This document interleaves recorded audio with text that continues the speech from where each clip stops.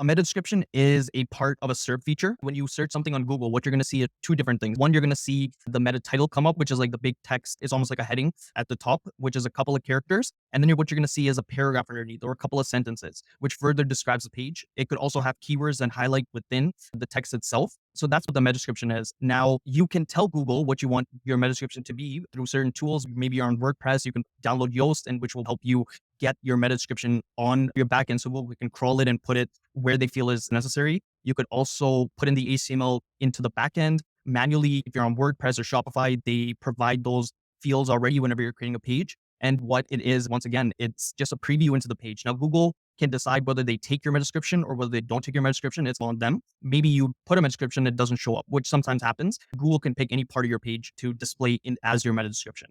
As a result, but not directly as a result, but as a result, Google doesn't really consider meta descriptions as a ranking factor. Like, for example, the meta title, the thing that you see at the top, that is a ranking factor. When you're putting that in, Google does crawl it, and it also values the keywords that are in it to better describe your page. But with the meta description, although Google does crawl it, it is not considered a ranking factor.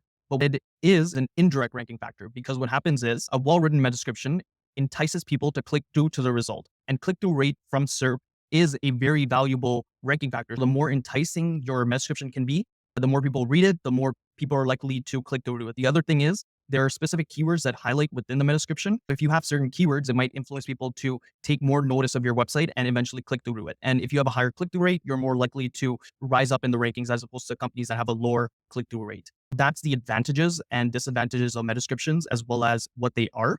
If you are looking to write a meta description, there are certain pieces of advice that I would give you. If you're in a rush and you don't want to invest too much time and effort into it, you can go about it by simply just copying the page's text and putting it into a tool like ChatGPT and asking it to write you a meta description. And underneath, if you want, you can also include that, hey, if you don't mind, you can also include these keywords as well.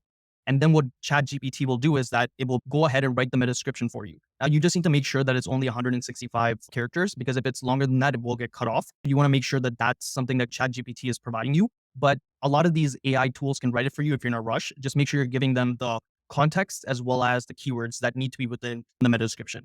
The other way you can go about it, and if you have a little bit more time, is you can script something yourself. If you're the person who owns the page, you've obviously read it, you know what it's about, in which case you can use SERP preview tools. You just have to search it, SERP, SERP, preview tools, and it will present you a couple of different options. And what you do is you can go ahead, use these tools, and it will tell you how your meta description is going to look on SERP, so you don't end up going over or you're too under. And then you're just crafting something. You're describing the page, you're enticing people to click through it. You might be inserting primary and secondary keywords, as well as you might have a CTA at the end of it, which is, once again, enticing people to click through to your result. Those are the two ways that you can go about making meta descriptions. And yeah, I hope it influences your click-through rates so you can move higher up in the rankings.